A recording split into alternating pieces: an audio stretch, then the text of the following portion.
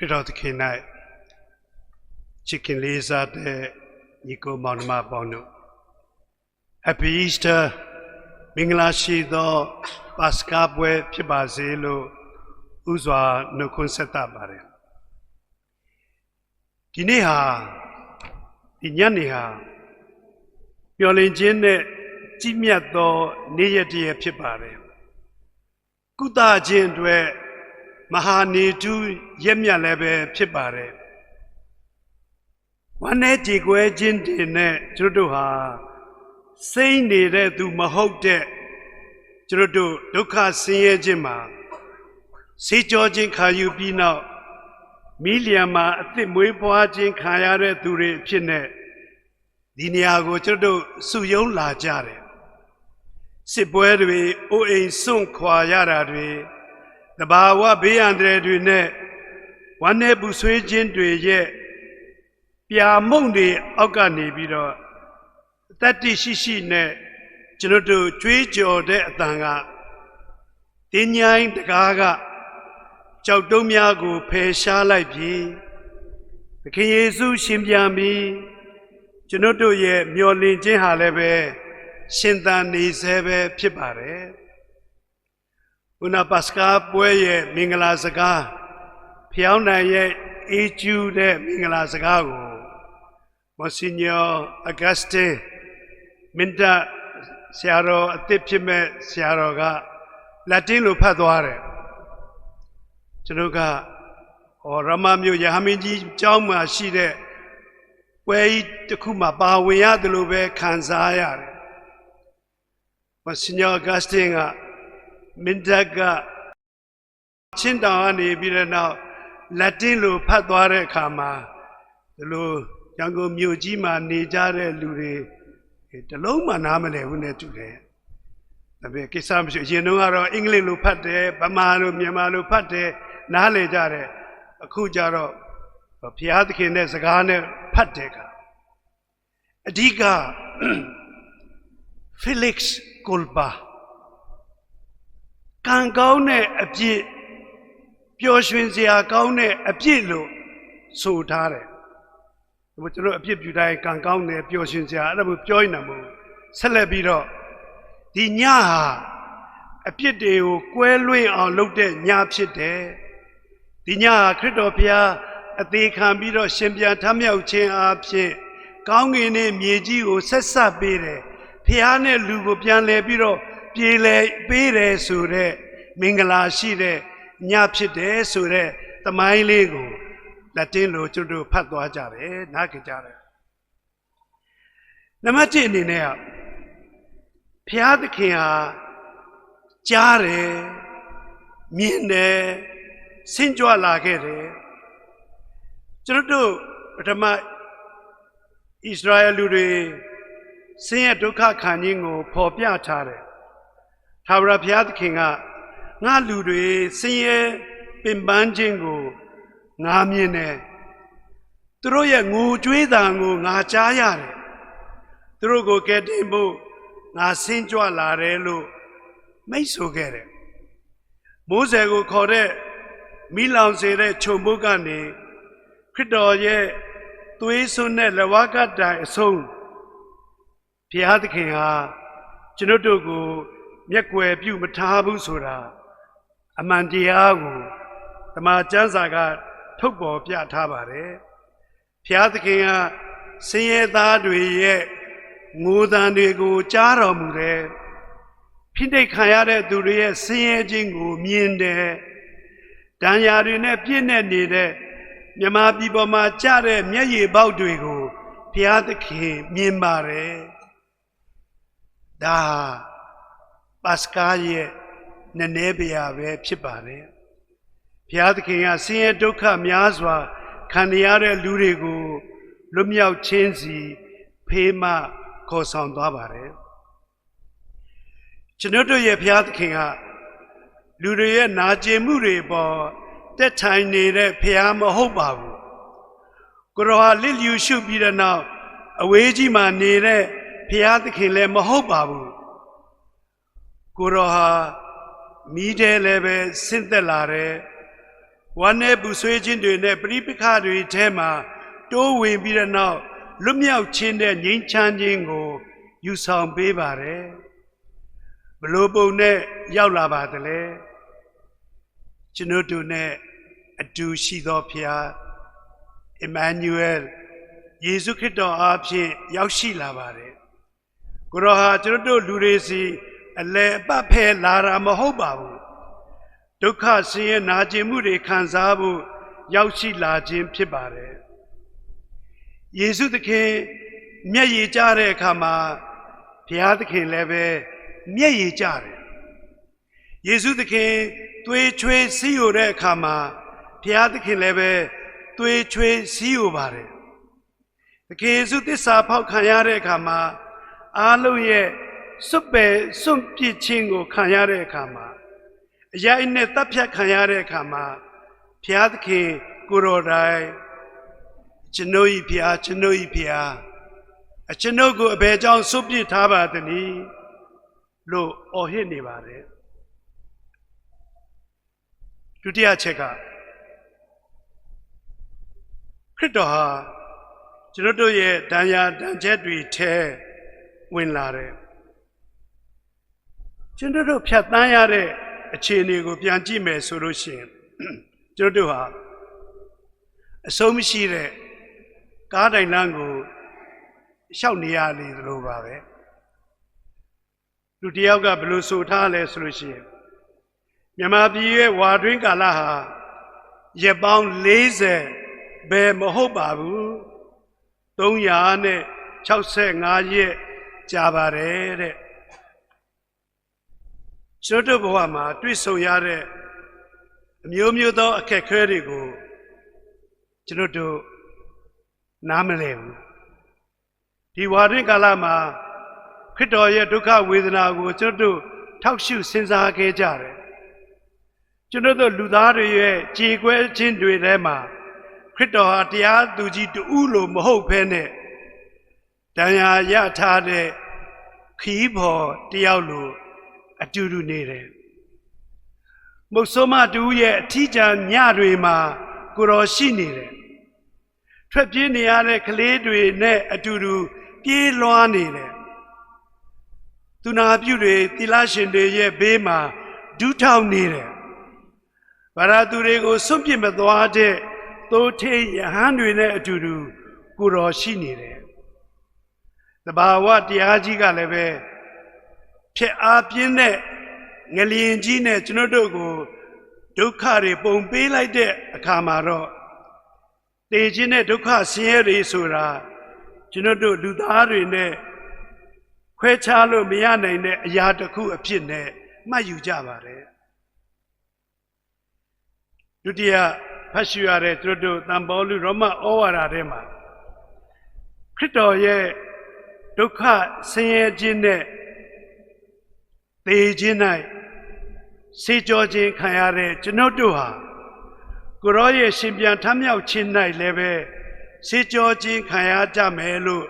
ရောမမြို့သားတို့ထံရေးသားတယ်လေဒါကလည်းပဲကျွန်တော်တို့ရဲ့ယုံကြည်ခြင်းလည်းဖြစ်ပါတယ်ဒီအကြောင်းအရာကကျွန်တော်တို့ယုံကြည်ခြင်းရဲ့လှပမှုတစ်ခုဖြစ်တယ်လို့နားလည်ဖို့ရန်အတွက်ခက်ခဲတဲ့အရာလည်းဖြစ်ပါတယ်လောကကြီးရဲ့ကယ်တင်ရှင်ဟာတန်ရာတန်ချက်တွေနဲ့ပြည့်နေလျက်ရှိတယ်ဒါပေမဲ့သူ့ရဲ့တန်ရာတန်ချက်အပြင်ကျွန်တော်တို့ကိုကုသတော်မူပါတယ်ဣရှယအခန်းကြီး53မှာဧဝံဂေလိကျမ်းမှာကောင်းကင်တမန်တော်ကတင်ညာရောက်လာကြတဲ့အမျိုးသမီးတွေကိုပြောခဲ့တဲ့စကားကသင်တို့သည်အသက်ရှင်သောသူဟာအဘယ်ကြောင့်မို့သေသူများရဲ့အလယ်မှာရှာကြတယ်လေကိုတော်သည်ဤနေရာ၌မရှိရှင်ပြန်ထမြောက်ပြီလူကာအခန်းကြီး24:5-6မှာမှန်ပါတယ်အီစတာပွဲဟာတေခြင်းတရားတို့ကိုအဆုံးသတ်တဲ့နေ့အသက်တာရဲ့အာယုံဥမျော်လင့်ခြင်းကို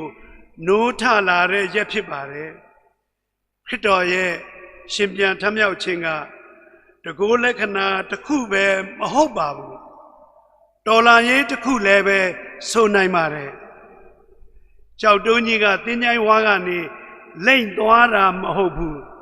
အစိတ်စိတ်အမွာမွာကွဲချေပြီးတော့သွားခဲ့တာတင်းကြိုင်းကချစ်ချင်းမြတ်တာကိုလောင်ပိတ်ထားနိုင်စွာမရှိပါဘူးမောင်မိုက်ချင်းကအလင်းကိုမတားနိုင်ပါဘူးမြမပြည်သူပြည်သားတွေအရောက်စီတိုင်းကိုဒီသတင်းစကားပေးခြင်းပါတယ်စိတ်နှလုံးကြေကွဲသူတွေကြောက်လန့်ခြင်းထိတ်မှာထိတ်လန့်ခြင်းအောက်မှာပြိမေတဲ့သူတွေကိုခရစ်တော်ပြောနေတာကငါဟာသင်တို့နဲ့အတူရှိနေတယ်မကြောက်ပါနဲ့ဖျားသခင်ကကျွန်ုပ်တို့ကိုကြောက်ရွံ့ထိတ်လန့်ခြင်းစိတ်ပေးတာမဟုတ်ဘူးဘုန်းကုံတော်ချစ်ချင်းမေတ္တာနဲ့ကြည်လင်ရှင်းလင်းတဲ့အသိဉာဏ်ကိုပေးထားပါတယ်မတရားမှုအောက်မှာနင်းချေခံရတဲ့သူတွေကိုတီတိုစကားဆိုချင်တာကငါသည်သင်ကိုမေ့ပြစ်ပြီးတော့မထားပါဘူးကိုဝင်ဆောင်မိခင်ဟာသူ့ဝမ်းတွင်းကသားငယ်ကိုမေ့လျော့ထားရင်တောင်မှငါကသင်ကိုမေ့ပြစ်ထားမှာမဟုတ်ပါဘူးသင်ကိုငါလက်ဖွားမှာကပီးထိုးထားပါတယ်နံပါတ်3အနေနဲ့ဂျူဘလီရဲ့အနှစ်သာရပြန်လည်တည်ဆောက်ရေးအတွက်ဖျားရဲ့စီမံကိန်းယခုနှစ်ဟာမျှော်လင့်ခြင်းနှစ်ဖြစ်ပါတယ်မာပြားလူတွေသားကိုတန်တရားဖြစ်နေကြတယ်ဂျူဘလီနှစ်တွေဟာကျွန်တော်တို့ကယ်တင်ခြင်းနှစ်တွေထဲမှာဘုရားသခင်ရဲ့ကျေးဇူးတော်နဲ့ပြေဝတဲ့နှစ်လည်းဖြစ်ပါတယ်ဂျူဘလီကိုတတ်မှတ်ပေးတဲ့ကျမ်းပိုက်ကဝိပ္ပယကျမ်း25:10မှာဖြစ်ပါတယ်နိုင်ငံတော်ဝန်လုံး၌လူငြိမ်းချမ်းသာခွင့်ကိုကြေညာတော့အကြောင်းမူကားဤနှစ်သည်တင့်အတွက်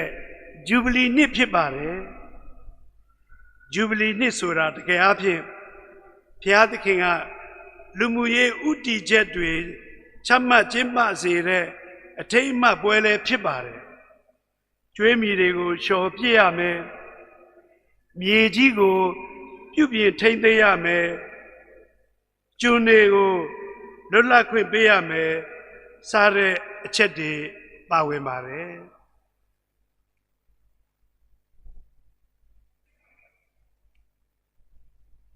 ခရစ်တော်ယေရှုဘုရားကြွလာတဲ့အခါမှာ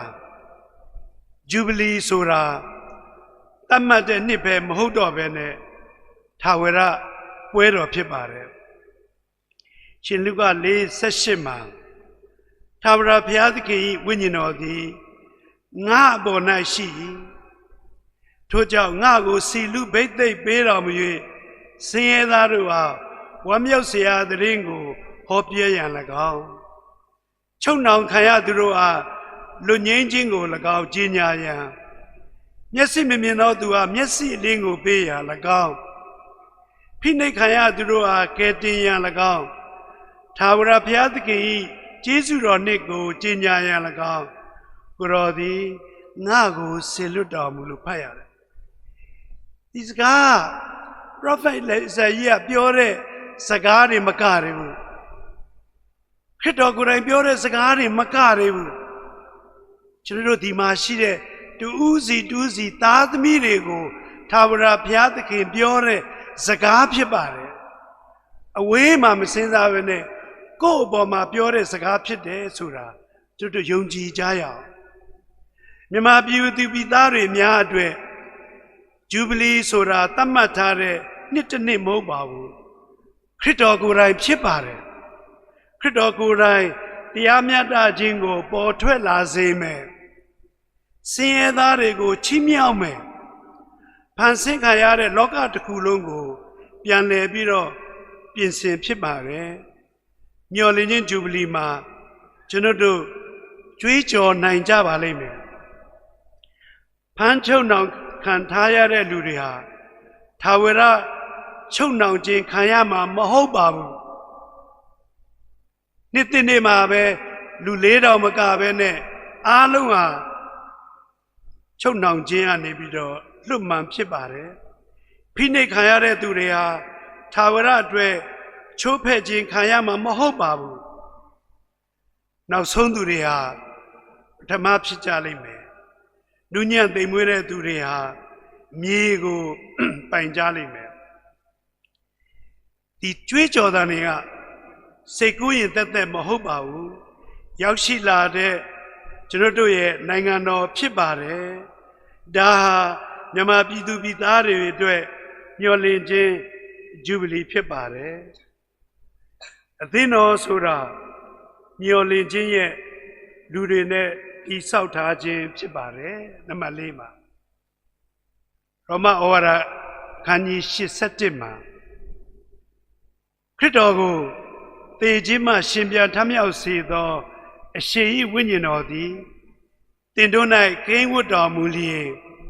ယေရှုခရစ်တော်ကိုသေခြင်းမှရှင်ပြန်ထမြောက်စေသောအရှင်သည်တင်တို့၌ကိန်းဝတ်တော်မူသောမိမိဝိညာဉ်တော်အားဖြင့်တင်တို့၏သေမျိုးဖြစ်သောကိုယ်ခန္ဓာကိုလည်းပဲအသက်ရှင်စေတော်မူလိမ့်မယ်လို့ခိုင်မာတဲ့အမတ်ခံချက်ကိုပေးထားပါတယ်မြမအသင်းတော်ကလည်းပဲနိုးထားရမယ်နိုးထားရမယ်စိတ်ဓာတ်ကြခြင်းနဲ့မဟုတ်ဘဲနဲ့သက်သေခံခြင်းနဲ့ကျွန်တော်တို့ဟာနိုးထားရမယ်ခါသီးခြင်းတွေနဲ့မဟုတ်ဘဲနဲ့ရှင်ပြန်ခြင်းရဲ့မျော်လင့်ခြင်းအာနုဘော်နဲ့ကျွန်တော်တို့ဟာနိုးကြားကြရပါလေကျွန်တော်တို့ဟာစွန့်ပစ်ခံရတာမဟုတ်ဘူးစီနဲ့လိမ့်ကြခြင်းခံရတဲ့သူတွေဖြစ်ပါတယ်ကျွန်တော်တို့ဟာသားကောင်တွေမဟုတ်ပါဘူးအောင်မြင်မှုတရဖူကိုဆောင်းရမဲ့လူတွေဖြစ်ပါတယ်ကျွန်တော်တို့ဟာဝမ်းနဲ့ကြေကွဲနေရသူမဟုတ်ပါဘူးအလောင်းတော်မရှိတော့တဲ့တင်ញိုင်းတွေကနေတရင်ကောင်းကိုကြေညာရမဲ့သူတွေဖြစ်ပါတယ်မတရားမှုမှန်သမျှကိုရင်ဆိုင်ပြောရတာမှာကတင်တို့ဟာဆုံးဖြတ်ချက်မရှိပါဘူးဝမ်းနေခြင်းတွေကိုပြောရမှာကတင်တို့ဟာပြောင်းလဲခြင်းခံရပါလိမ့်မယ်တင်ញိုင်းတွင်းတွေကိုပြောရမှာကတင်တို့ဟာလူသားတွေရဲ့နောက်ဆုံးပန်းတိုင်မဟုတ်ပါဘူးကျွန်တော်တို့နိုင်ငံမှာမျှော်လင့်ခြင်းမိတောက်ကိုပြန်လဲထွန်းညှိကြပါစို့2025ခုနှစ်မြန်မာပြည်ကိုပြန်လဲသုံးသပ်ကြည့်လိုက်မယ်ဆိုရင်မြန်မာပြည်ဟာအလွန်ခက်ခဲတဲ့အချိန်ကာလကိုဖြတ်သန်းနေရတယ်ဆိုတာသိတာထင်ရှားတယ်နိုင်ငံရေးမတည်ငြိမ်မှုတွေစီးပွားရေးကြက်တဲမှုတွေလူမှုရေးကွဲပြားမှုတွေနဲ့အတူငလျင်ကြီးလှုပ်ခတ်မှုကြောင့်နှစ်ပေါင်းများစွာခက်ခဲနေရတဲ့ဒီသားသမီးဘဝတွေကိုလှုပ်ခါလိုက်ရမ်းလိုက်လို့နာကျင်မှုတွေဟာပုံမူပြီးတော့တိုးပွားနေတယ်ဒီလိုအချိန်မှာပဲပါစကာပွဲတော်ကိုတိုက်ဆိုင်နဲ့ကျင်းပကြတယ်ကျိုးပဲ့ပျက်စီးနေတဲ့အစာအုပ်တွေကြားထဲမှာမသေးမချာမရေရာမှုတွေထဲမှာဆုံးရှုံးခြင်းနာကျင်မှုတွေကြားထဲမှာကျွန်တော်တို့ရှင်သန်ခြင်းအကြောင်းပြောနေကြတယ်ကျွန်တော်တို့ပြန်လဲနိုးထလာကြမယ်လို့မျှော်လင့်ခြင်းနဲ့အပြည့်အဝပြောဆိုကြတယ်အီစတာဆိုတာဇိမ်ကြနေတဲ့သူတွေအတွက်ကျင်းပတဲ့ပွဲမဟုတ်ပါဘူးသေခြင်းစိတ်ဓာတ်ကြခြင်းဖြစ်စည်းဆုံးရှုံးခြင်းတွေကိုအာခံပြီးတဲ့နောက်ကျင်းပတဲ့ပွဲဖြစ်ပါတယ်ဘလောက်ပဲပြဿနာတွေပုံနေပါစေဘုရားသခင်ရဲ့ချစ်ချင်းမေတ္တာဟာရှင်သန်နေမှာပါကျွန်တော်တို့ခြေအောက်ကမြေကြီးကဘလောက်ပဲတုန်ခါနေပါစေကျွန်တော်တို့ဟာစွန့်ပစ်မခံရပါဘူးကျွန်တော်တို့ဟာခရောင်မကျင်းခံရသူတွေဖြစ်ပါတယ်ပြန်လဲပြီးတော့ယုံထားဖို့ပြန်တိဆောက်ဖို့ အာယုံဥကိုတောင်းတနေတဲ့နိုင်ငံစီကိုအလင်းသက်ဆောင်ပေးဖို့အခေါ်ခံရသူတွေဖြစ်ပါတယ်ဒီနေ့အစ္စတာပွဲတော်ရဲ့အခါကြီးရက်တွေဟာကြံပွဲတော်ရက်တွေနဲ့မြန်မာပြည်နှစ်ဆန်းတရက်နဲ့တိုက်ဆိုင်နေပါတယ်ကြံဆိုတာအညစ်အကြေးတွေကိုအတားရည်နဲ့ပက်ဖြန်းဆေးကြောတဲ့အချိန်ခါလည်းဖြစ်ပါတယ်ဒီသင်္ခေတကိုယူပြီးတော့နောက်ဖုံမုံတွေကိုပဲမဟုတ်ပဲကြောက်ရွံ့တဲ့စိတ်တွေစိတ်တကြခြင်းတွေကိုဆေးကြောဖြစ်ကြပါစို့အစ္စတာပွဲတော်နဲ့မြန်မာနှစ်သက်ကူပွဲကိုအတူကျင်းပခွင့်ကြုံတာဟာအသစ်တဖန်စတင်ကြဖို့ရန်အတွက်ဖိတ်ခေါ်ခြင်းဖြစ်ပါတယ်ငြိမ်းချမ်းခြင်းမျိုးစေ့ကိုကျဲချပြီးတဲ့နောက်ကျွန်တော်တို့ရဲ့နောင်လာနောက်သားကလေးများအတွက်ကျွန်တော်တို့နဲ့နိစ္စသူများအတွက်ကျွန်တော်တို့နိုင်ငံအတွက်မျှော်လင့်ခြင်းအသစ်တွေဖန်တီးပေးကြပါစို့ဒီကုန်းအနေနဲ့တူချင်းတယောက်ချင်းပြန်လဲထတာမဟုတ်ဘဲနဲ့လူမျိုးတစုအဖွဲ့အနေနဲ့ပြန်လဲပြီးတော့ထားကြရအောင်ပြန်လဲတိဆောက်ခြင်းလက်တွေအခွင့်လွတ်ဖို့အသင်သင်ရှိနေတဲ့အသင်ရှိနေတဲ့နှလုံးသားတွေတရားမျှတခြင်းနဲ့ကုသခြင်းရဲ့နေမင်းကြီးထွက်ပေါ်လာတာကိုကြည်မြော်နေတဲ့မျက်နှာလုံးသားတွေနဲ့ပြန်စားကြပါစို့ဒီညံတွင်တကွာကွာကကြောက်တုံးကြီးကိုဖယ်ရှားပြစ်နိုင်သလိုဖိနှိပ်ခြင်းကျွန်ပြူခြင်းအနိုင်ကျင့်ခြင်းကြောက်တုံးကြီးကိုလည်းပဲကျွန်တော်တို့နိုင်ငံကနေအပြီးဖယ်ရှားနိုင်ပါတယ်အစ္စတာ2025မြန်မာပြည်အတွက်တန်ရှင်းသောနေ့ရက်ဖြစ်ယူမကတန်ရှင်းသောအစပြုခြင်းလည်းဖြစ်ပါတယ်အချစ်ဆိုတာသေခြင်းတဲ့ပိုခွန်အားရှိတယ်မျော်လင့်ခြင်းဟာဘယ်တော့မှအလဟတဖြစ်မသွားပါဘူးဆိုတဲ့ယုံကြည်ချက်တွေကိုလက်ကင်ထားပြီးမြန်မာပြည်သူပြည်သားတွေဟာအရာရာပုံကြပျက်စီးသွားတဲ့အခါမှာပုံမခွန်အားရှိလာတယ်ပုံမနုညံ့သိမ်မွေ့လာတယ်ပုံမသနာကျင်နာခြင်းနဲ့စီယုံညီညွတ်ကြတယ်တင်ញိုင်းထဲမှာဘာမှမရှိတော့ဘူးလို့ကြွေးကြော်နိုင်ကြတယ်တိတ်တဆိတ်မျက်ရည်ကျခဲ့ရတဲ့ရှည်လျားတဲ့ညတွေလည်းပဲမျော်လင့်ခြင်းအာယုန်တဲ့မှာပျောက်ကွယ်သွားပါလိမ့်မယ်တရားမျှတခြင်းပြန်လည်ထွန်းကားပါလိမ့်မယ်ဒီရွှေနိုင်ငံမှာပျော်ရွှင်ခြင်းတို့ပြန်လည်ရောက်ရှိလာပါလိမ့်မယ်ကျွန်တော်တို့ရဲ့နိုင်ငံတော်ဟာတရားမျှတခြင်းကိုအခြေပြုတဲ့ငြိမ်းချမ်းခြင်းအပေါ်တည်ဆောက်ထားတဲ့ကဘာအသစ်ပြန်လည်နိုးထလာနိုင်ပါစေရှင်ပြန်ထမြောက်တော်မူသောမျှော်လင့်ခြင်းဤခရစ်တော်သခင်ကျွန်တော်တို့ထံကြွမြန်းတော်မူပါမင်္ဂလာခါညောင်းတဲ့ပြေဝတဲ့အစ္စတာပွဲဖြစ်ပါစေအာလေလုယာအာလေလုယာအာလေလုယာအာမင်